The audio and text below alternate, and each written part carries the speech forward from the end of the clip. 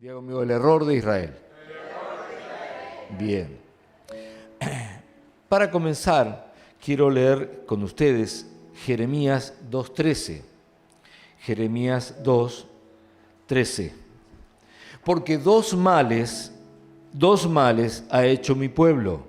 Me dejaron a mí fuente de agua viva y cavaron para sí cisternas rotas, además, que no retienen el agua. Amén y amén. Puede tomar asiento. Dios está dando una descripción a través del profeta Jeremías de lo que su pueblo, ese pueblo tan especial, el pueblo de Israel, había hecho. Israel era un pueblo escogido por Dios. No era cualquier pueblo, era un pueblo que Dios había escogido. Comenzó por Abraham y llegó luego hasta Jacob, al cual le cambió el nombre y le puso Israel. Y de Israel vinieron 12 tribus y de esas tribus un gran pueblo. A este pueblo escogido por Dios, Dios lo prosperó y también lo bendijo en todas las cosas. Este pueblo fue el que Dios rescató de la esclavitud allí en Egipto, y Dios los hizo absolutamente libres. Dios también, al sacarlos de Egipto, lo hizo, dice la palabra, con brazo fuerte, con brazo extendido. Esto quiere decir que Dios estaba haciendo señales poderosas señales, y los llevó luego por un desierto imposible, lleno de, por supuesto, temperaturas extremas, tanto el calor como el frío, animales de todo tipo y escasez de todas cosas, por supuesto, mayormente del agua. Pero Él los llevó por ese desierto con una protección sobrenatural. Ellos tenían comida todas las mañanas, se levantaban y ahí estaba su comida, el maná. Cuando clamaron por carne, Dios les mandó carne hasta que les saliera por las orejas. Y así cada cosa. Agua, no tenían agua, golpearon una roca y salió agua. Es decir, todo sobrenaturalmente. Y además tenían una nube que de día era una nube para cubrirlos del sol, pero de noche esa nube se transformaba en una columna de fuego para que los animales que salen de noche a cazar no se acercaran a ellos. Es decir, mayor señales y poder de Dios no podían haber visto jamás. Sin embargo, ellos, dice allí, que hicieron dos males. Luego dice que finalmente los introduce a la tierra prometida. Tierra que, según las palabras de Dios, era una tierra donde todo abundaba, todo fluía por sí solo, no había ni siquiera que trabajarla. Pero cuando entraron a esa tierra, ellos dejaron a Dios. Dejaron al Dios que los guió, dejaron al Dios que los protegió, dejaron al Dios que proveyó, para tomar ahora ellos mismos el control de todo. Esto los llevó a comenzar a poner sus ojos en otros pueblos y no en Dios. En lugar de seguir mirando a Dios, que le había hecho todo esto, empezaron a mirar hacia los otros pueblos, a ver qué hacían, qué tenían, cómo lo hacían. Sin embargo, Dios le había dicho en Deuteronomio 18:9, cuando entres a la tierra que te da el Señor tu Dios, no aprendas las costumbres abominables de esas naciones. Lo primero que le dijo es, no te pongas a mirar a otros cómo lo hacen. No te pongas a mirar qué hacen otros. Céntrate en lo que yo te estoy diciendo. Céntrate en lo que yo te estoy enseñando. No mires a otros para copiarlos. Sin embargo, el versículo 13. Sin embargo, tú debes ser intachable delante del Señor tu Dios. Es decir, la contrapartida de no mirar a otras naciones y copiarlas era pararse frente al Señor y ser intachable delante de Él. Estos eran los dos principios básicos que Dios le pidió y mandatos que Dios le dio a su pueblo.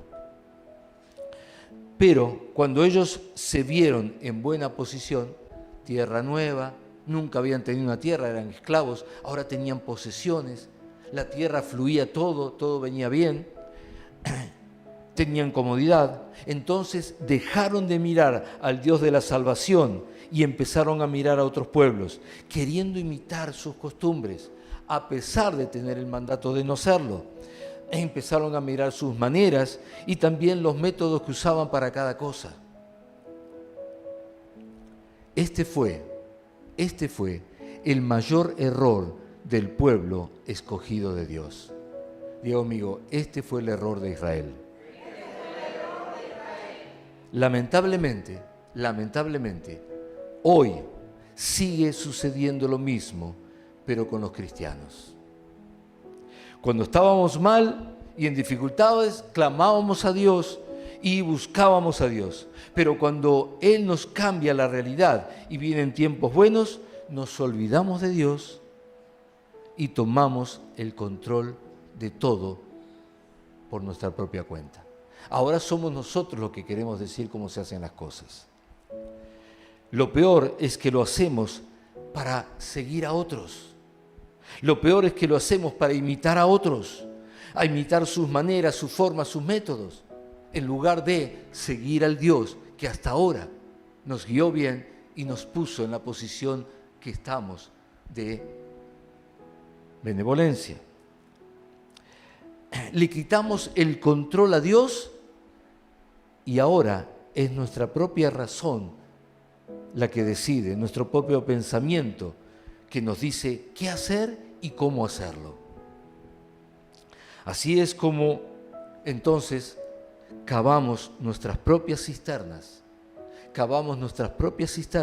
que no pueden retener el agua viva de la cual habló Jesús. Jesús habló acerca de que correrían ríos de agua viva por dentro nuestro. Pero cuando hacemos esto de tomar el control y dejar a Dios de lado, empezar a mirar a otros lo que hacen e imitarlos, entonces nosotros nos transformamos en cisternas rotas que no pueden retener ese agua viva. Y cuando ese agua viva no está Cristo, no está el Espíritu Santo y nos volvemos carnales. Ellos miraban a otros y deseaban lo que otros tenían. Luego copiaban sus costumbres y Dios era dejado de lado. Hoy los cristianos tienden a hacer lo mismo. Miran a otros y quieren imitarlos y dejan a Dios de lado, cuando Dios fue el que te trajo hasta este lugar.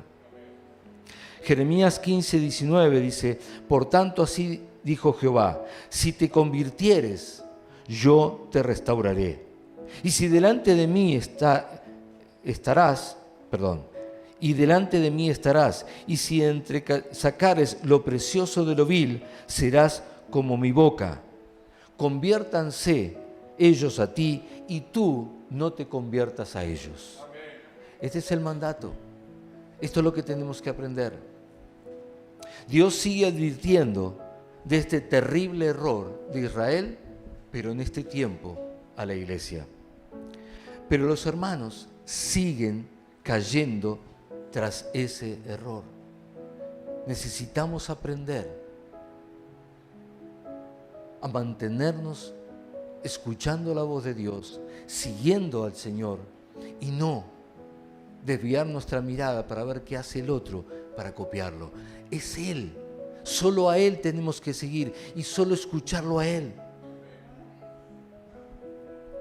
¿Dónde buscar? Me voy a buscar allá porque vi que allá. No. Es buscar acá. En Él tengo que buscar, no en otro lado. Esto es lo que Dios les estaba enseñando. Cuando estamos mal, clamamos a Dios.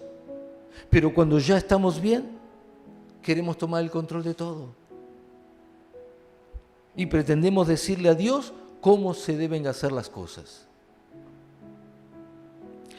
1 Samuel 8:4 dice: entonces todos los ancianos de Israel, los ancianos, no está hablando del pueblo, está hablando de los ancianos, esto es, los ministros ordenados, aquellos que fueron ordenados para servir a Dios, pastores, si usted lo quiere ver, para que usted me entienda.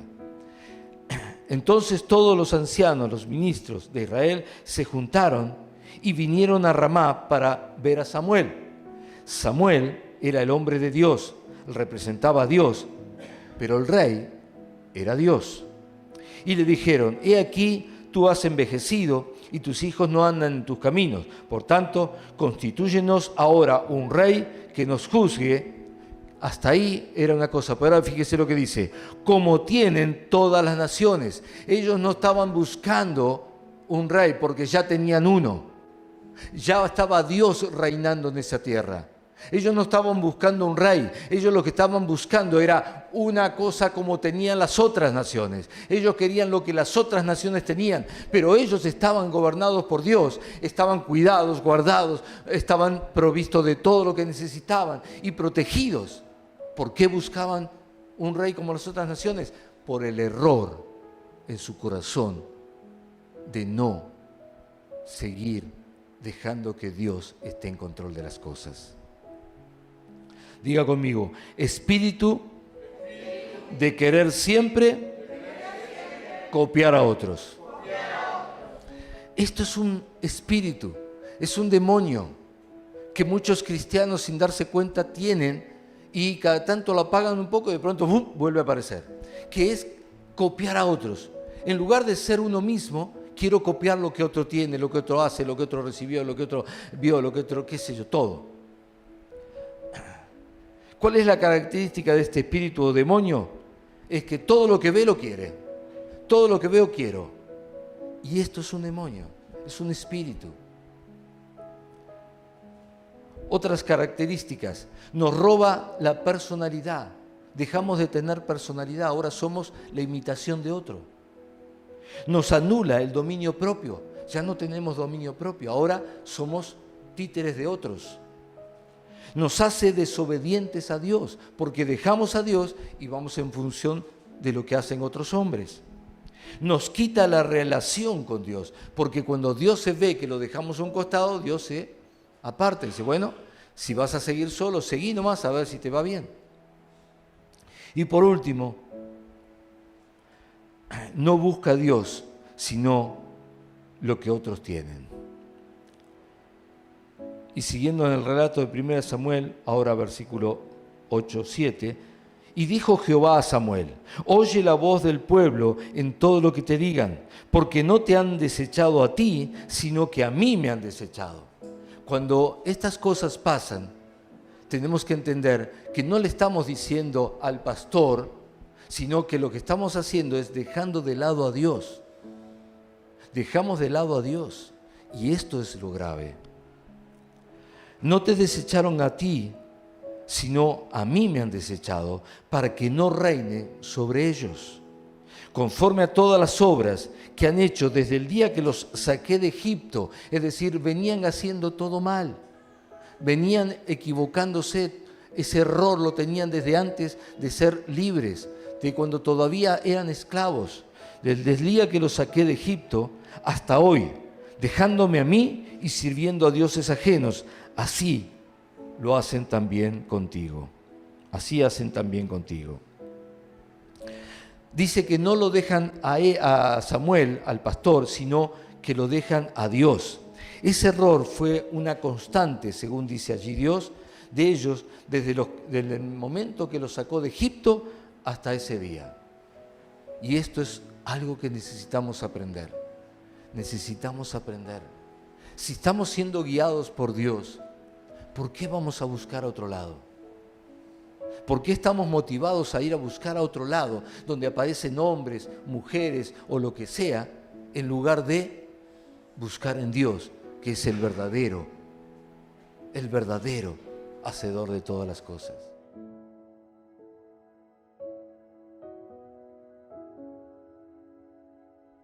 Lo más grave es que la necesidad del que se aleja de Dios o busca lo que otros tienen, esa necesidad que está dentro, que es un demonio, no les permite ver las consecuencias de hacer algo así.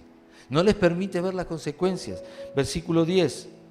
Y refirió Samuel todas las palabras de Jehová al pueblo que le había pedido rey. Dijo pues: así hará el rey que reinará sobre vosotros. Tomará vuestros hijos y pondrá en sus carros, los pondrá en sus carros y en su gente de a caballo, para que corran delante de su carro. Y nombrará para sí jefes de miles y jefes de cincuentenas. Los pondrá asimismo a que aren sus campos y sieguen sus mieses, a que hagan sus armas de guerra y los pertrechos de los carros. Tomará también a vuestras hijas para que sean perfumadoras, cocineras y amasadoras, es decir, los va a esclavizar. Lo que le estaba diciendo, el rey que ustedes están pidiendo, los va a esclavizar. Ustedes eran libres siendo Dios rey, pero este nuevo que viene los va a esclavizar y les va a sacar su dinero, y les va a sacar sus propiedades, y sigue nombrando y nombrando. Puede leerlo después, estoy hasta el 18. Son todas las cosas que ese rey que ellos pedían iban a hacer. Y clamaréis aquel día a causa de vuestro rey que os habréis elegido, mas Jehová no os responderá en aquel día. Esa es la consecuencia. Diga conmigo, espíritu de error. Es un espíritu muy fuerte el espíritu de error. ¿Por qué? Porque es autorreferencial. Es decir, uno se pregunta si está bien y uno mismo se dice, sí, está bien. Es decir, le pregunto al quien está dentro mío, que es ese espíritu de error, y el espíritu dice, no, no, está bien, así tiene que ser, dale, dale. Y usted se manda, consecuencias. 1 Samuel 8:19, pero el pueblo no quiso oír la voz de Samuel y dijo, no, sino que habrá rey sobre nosotros. Ni siquiera escuchó lo que Samuel le decía de las consecuencias de poner un rey que no sea Dios. Quería un rey, dijo, no me interesa nada, vamos a tener un rey. Y nosotros seremos también como todas las naciones, y nuestro rey nos gobernará y saldrá delante de nosotros y hará nuestras guerras. Mentira. El rey no salía delante de ellos, el rey se quedaba y los mandaba a ellos a hacer las guerras.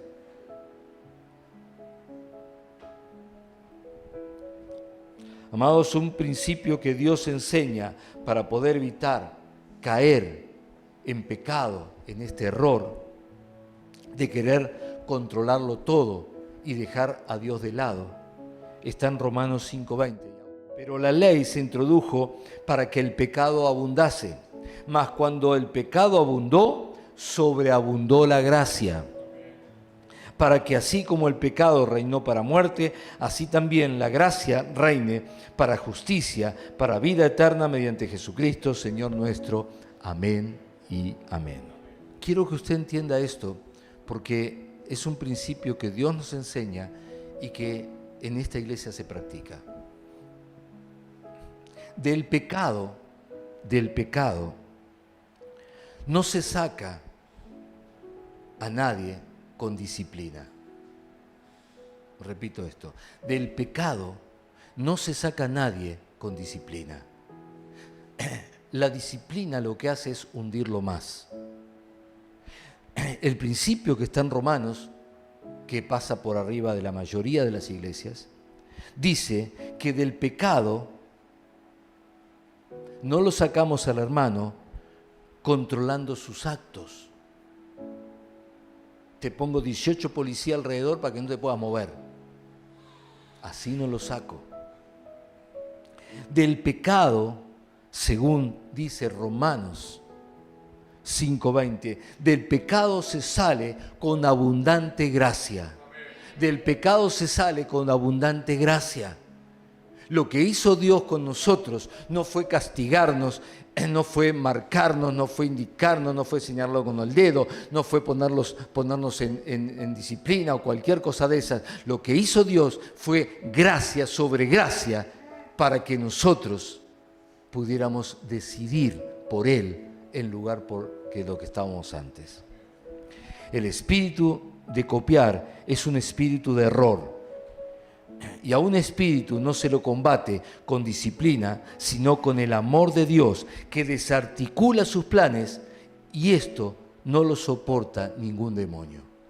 El amor de Dios no lo puede soportar ningún demonio. Entonces, si hay un espíritu operando allí, y yo me pongo duro, todo lo que voy a hacer es que ese espíritu se fortalezca. Pero si yo voy con gracia, con el amor de Dios, entonces ese espíritu se debilita y pierde toda autoridad. Y entonces ahora sí llegamos al punto. Quiero poder mostrarles que detrás de todo esto siempre está el diablo, que nos incita a querer controlar todo, y a todos. Y si usted es sincero o sincera con usted mismo, va a saber que esto es casi natural en la vida de la mayoría de las personas. Quieren controlar todo y a todos. Y cuando no pueden, se enojan. El hombre erra queriendo tener el control de todo y de todos, sin entender que lo mejor es cedérselo a Dios y caminar seguros. Lo mejor que podemos hacer es cederle el control a Dios y entonces así caminar seguros. De la otra manera, estoy todo el tiempo a 400 kilómetros por hora en la mente, que no se me vaya a escapar nada, que no se pierda qué, y qué está pasando, y allá, y el otro, y vivo loco. En cambio, cuando yo cedo el control a Dios, yo vivo en paz. Yo vivo en paz, vivo seguro. Solo tengo que hacer lo que Dios me dice que haga. Nada más que eso. Mi mente deja de estar a 200 kilómetros por hora. Cuando controlamos, dejamos de lado a Dios. Pero cuando le cedemos el control a Dios, está en el centro de nuestras vidas y podemos vivir absolutamente en paz.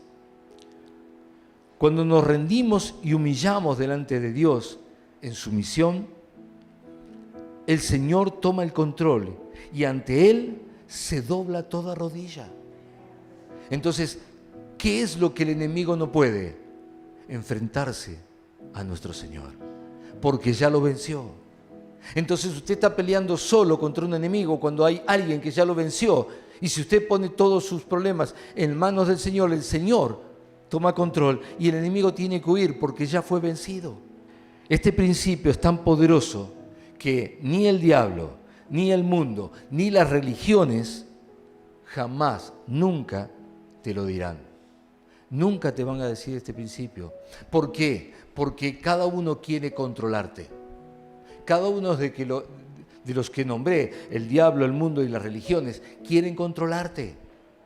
La idea es tenerte controlado. Por eso no te van a enseñar este principio. El mundo te dice, tú puedes. Y ahí tiene 18 millones de libritos que te enseñan cómo vos vas a poder por sí mismo. La religión te dice, está prohibido, no se puede. ¿Qué pretendés, bautizarte? No, primero tenés que hacer un año de cursos, estudiar 400 libros y después voy a ver si te bautizo. Tomar la Santa Cena, no, a menos que esté bautizado no se puede. El diablo que te dice, no permitas, castiga, porque eso es lo que él hace, mientras que Dios no castiga. Tenemos un Padre que nos enseña a no castigar, pero tenemos un mundo y un diablo que nos enseña a castigar. ¿A quién le vamos a hacer caso? ¿A quién vamos a seguir? Enfrente de mi casa vivía un amigo mío y yo estaba un día en la casa. No voy a decir lo que me contaba, voy a decir lo que yo vi. Yo estaba un día en la casa y el padre agarró un látigo, un cinto, y lo empezó a seguir por toda la casa para matarlo a golpes.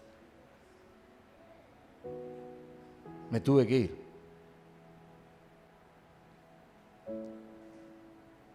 ¿Usted cree que eso es ser un padre? Eso es el diablo en persona. El diablo te dice castiga, pero Dios dice misericordia quiero, gracia sobre gracia quiero, amor por sobre todas las cosas y perdón. Eso es lo que nos enseña Dios. El punto es, ¿a quién vas a mirar? ¿Sobre qué base vas a hacer tu vida, tus relaciones, tu familia?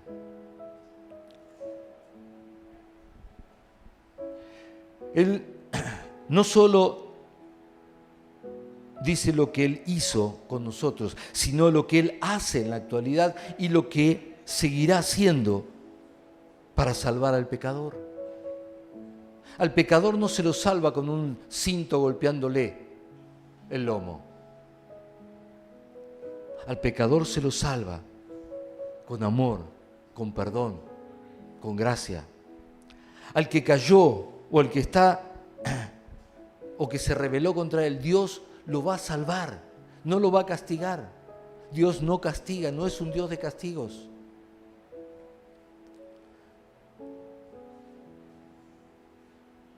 Es a Dios en la persona de Jesús a quien tenemos que imitar si hemos de imitar a alguien. Y no al mundo o a los métodos del mundo o a otro movimiento religioso. Es a Él que tenemos que imitar. Jesús vino a mostrar ese corazón de Padre. Ese corazón de Padre. Los religiosos de aquel tiempo querían imponer a golpes o matando a la gente. ¿Se acuerdan de aquella mujer encontrada en adulterio? ¿Qué era lo que iban a hacer? ¿Hasta cuándo? Hasta matarla. Y Jesús estaba ahí. Y claro, lo primero que hizo fue confrontarlos con ellos mismos, porque los que te juzgan, y yo quiero decirle a todos ustedes, si ustedes juzgan, primero mírense un espejo porque no son dignos. Cada uno de ustedes tendría que recibir el mismo castigo que van a querer aplicar a otro. Entonces primero mirémonos. Y Jesús le dijo, mírense ustedes, si alguno está libre de culpa o de este pecado, bueno, tire la primera piedra. Pero cuando se vieron a ellos, se dieron cuenta que ellos también estaban en pecado. Y se fueron. Ahora, ¿Jesús estaba en pecado? No, ¿verdad? O sea que si la ley decía que había que apedrearla y Jesús no estaba en pecado, ¿qué tendría que haber hecho? Tendría que haber tirado la primera piedra. Sin embargo, cuando levantó la cabeza y vio que no estaba ninguno y le preguntó a esa mujer si los que lo condenaban se habían ido, sí, dice, bueno, yo tampoco te condeno. Él estaba mostrando que un hijo tiene que imitar a su padre, al del cielo. Y como vio que su padre quería gracia, misericordia, amor y perdón, él dijo, entonces yo como hijo de Dios no voy a condenarte. Vete y no peques más. Él mostraba el corazón del Padre, aún bajo la ley mosaica. Aún bajo esa ley que establecía esto, Él vino y mostró lo que la ley realmente quería y no lo que ellos habían entendido. Cuanto más en este tiempo de gracia tenemos que aprender de Jesús la manera en que Dios hace las cosas. El espíritu de error nos lleva a controlar. El Espíritu Santo, por el contrario, a poner todo en manos de Dios. Todo en manos de Dios. La gracia básicamente es un blando recibimiento para el pecador. La gracia es un blando recibimiento para el pecador. Jesús se juntaba con los pecadores, comía con los pecadores, los trataba amablemente a los pecadores. Usted no va a encontrar que Jesús se parara delante de un pecador y dijera, porque pecaste vas a ver lo que te pasa. Nunca, jamás. Él comía con ellos, hablaba con ellos, les ministraba, le daba esa gracia, ese favor de parte de Dios. Pero era muy duro. Resistía a los religiosos. porque lo que estaban haciendo ellos es diciendo que representaban a Dios, pero actuaban como el diablo. Entonces era duro porque ellos estaban actuando como el diablo, no como Dios.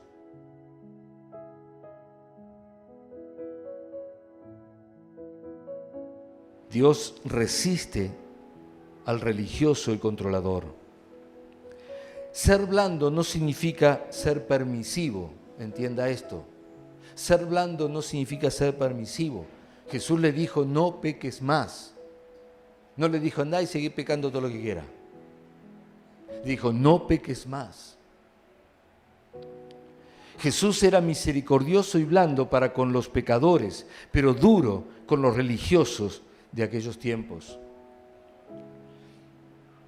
Mi pregunta para hoy, para ti es, ¿cómo quieres que te trate Jesús? ¿Cómo quieres que Dios te trate? ¿Qué relación quieres tener con Él? ¿Cómo será tu accionar delante del pecador, del que cayó o se ha equivocado? ¿Caminarás en gracia o tratando de controlar todo y a todos? Hermanos, quiero decirles, por si todavía no lo sabía, en este ministerio el Señor nos ha llamado a mostrar el corazón de amor, de misericordia y de gracia del Señor. Ese es el llamado para este ministerio. Cada ministerio tiene un llamado distinto, algunos tendrán otros llamados, pero el nuestro es a mostrar el corazón de Dios. Hemos eliminado el castigo encubierto en la palabra disciplina. Las iglesias viven disciplinando a los hermanos, o el pastor vive disciplinando a los hermanos. Acá eliminamos ese castigo encubierto bajo la palabra disciplina. Acá no disciplinamos a nadie. Hemos cambiado el control por la gracia y la enseñanza. Cuando algo está equivocado, ponemos gracia sobre esa persona y luego le enseñamos cómo tiene que hacerlo. Hemos soltado el control para que siempre sea el Señor el que esté en control de absolutamente todo. Hasta hemos soltado el pastorado, ustedes saben, para que sea el Espíritu Santo quien pastorea la iglesia. Y hemos dejado la dureza para que el amor prime y ablande los corazones más duros, que sin duda los hay.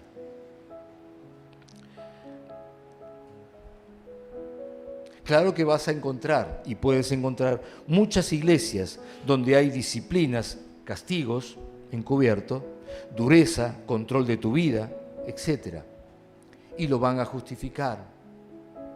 Y te van a hacer creer que eso es lo que se debe hacer. Y hay quienes lo prefieren.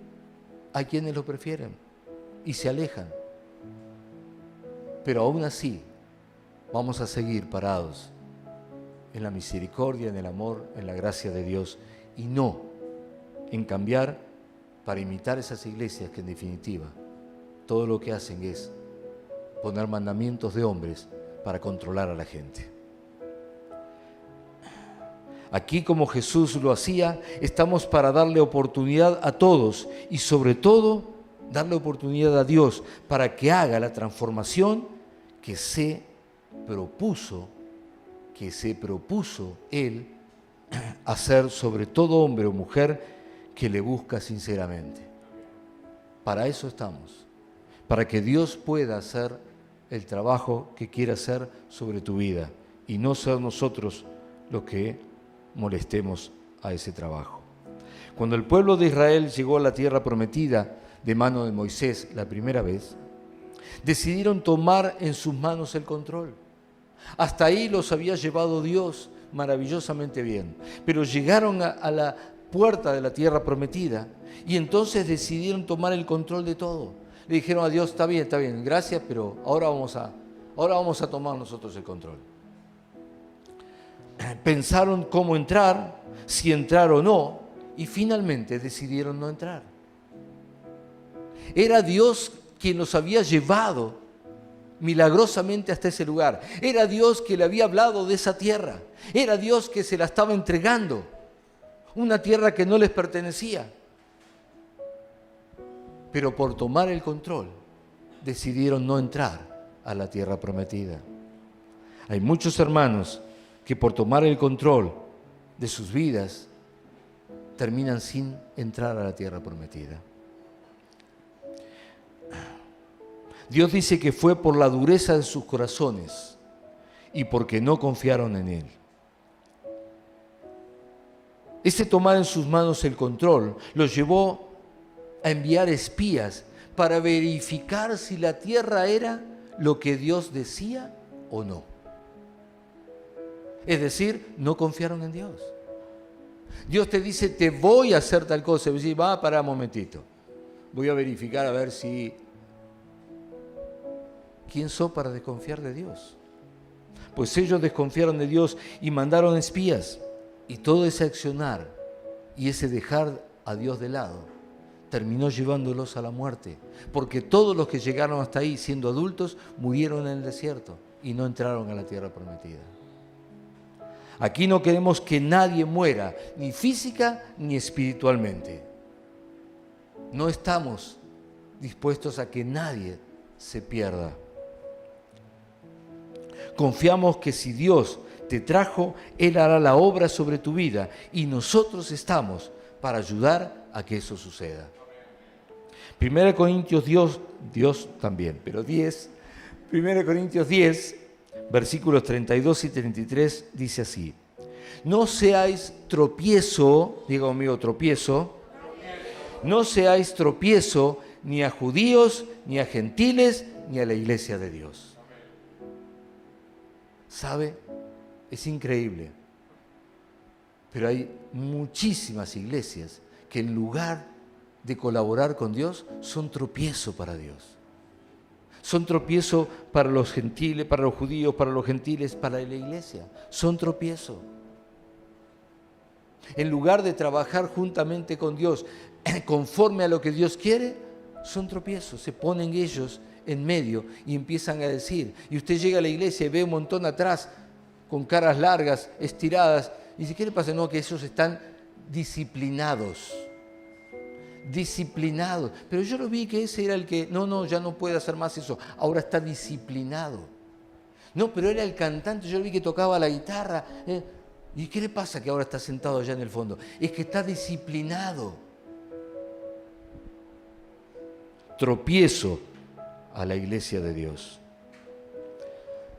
Versículo 33. Como también yo en todas las cosas agrado a todos, no procurando mi propio beneficio, sino el de muchos, para que sean salvos.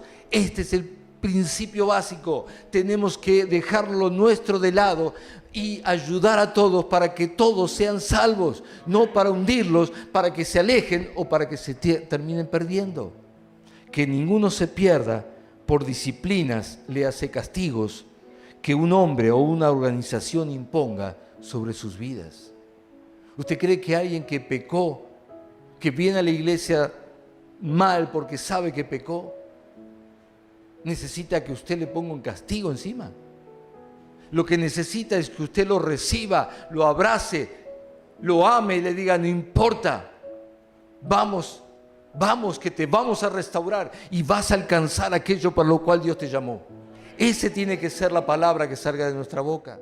Porque como los dije, ninguno que juzgue a otro es digno de hacerlo, porque ellos mismos merecerían el mismo castigo.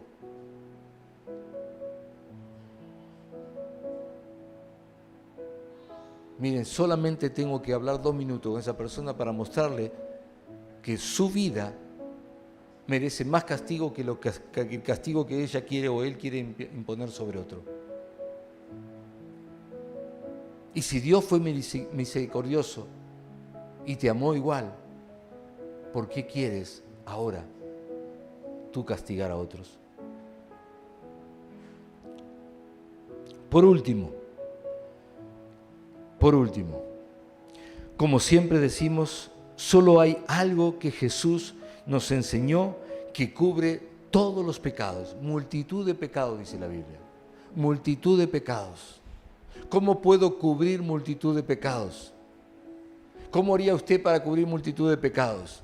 Le tiro un balde de brea arriba que se muera ahí abajo. Claro que no. Lo que nos enseñó Jesús está en 1 de Pedro 4:8. Lo más importante de todo, escuche lo que dice la Biblia, lo más importante de todo es que sigan demostrando profundo amor unos por otros. Claro que a Dios amamos, pero dice unos por otros. Unos por otros. Yo no sé de qué lado está, de los unos o de los otros, pero no importa de cuál lado esté, lo importante es que se muestren amor. Unos por otros, porque el amor cubre gran cantidad de pecados. Gran cantidad de pecados. Hermano, cuando usted venga a mí y me diga, pastor, mire, me equivoqué, metí la pata, yo no te voy a decir, estás disciplinada, estás disciplinado, así que te sentás allá atrás y ni abrir la boca, ni te quiero escuchar ni un amén. Lo que quiero es decirte, mirá, esto así está mal, lo que hiciste te equivocaste. Andá, pedile perdón a Dios y vamos que vamos a lograrlo. Lo vamos a lograr, Dios te va a restaurar y vas a lograrlo. Vas a estar donde Dios te llamó a estar, aunque el diablo te haya distraído, aunque el diablo te haya engañado, aunque no te hayas dado cuenta, no importa. Vamos, levántate que lo vamos a lograr. Si no podés solo, yo voy a estar al lado tuyo. Amén. Hermanos, para cerrar entonces, sin ese amor, nada de lo que hacemos tiene valor o tiene sentido. No sirve para nada. Y cierro con este pasaje de 1 Corintios 13. Si yo pudiera hablar todos los idiomas del mundo y los idiomas de los ángeles, pero no amara a los demás, yo sería un metal ruidoso o un címbalo que resuena, nada más.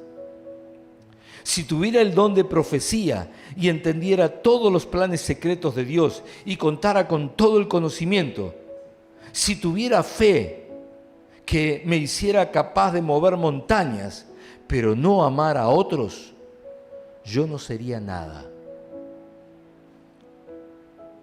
Si diera todo lo que tengo a los pobres y hasta sacrificara mi cuerpo, ¿podría jactarme de eso? Pero si no amara a los demás, no habría logrado nada. Nada, absolutamente nada. Quiero que usted entienda esto.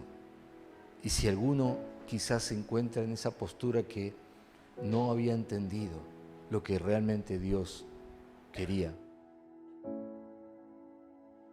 quiero que entienda que no importa lo que otro haga, lo que necesita de mí es que lo ame, que la gracia de Dios fluya a través mío para que pueda recibir el abrazo de papá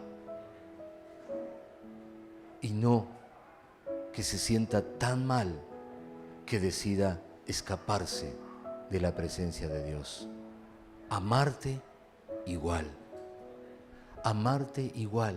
a pesar de todas las cosas. Te amo igual. No importa lo que pasó, no importa lo que hiciste, no importa lo que me hiciste. Te amo igual, te amo igual.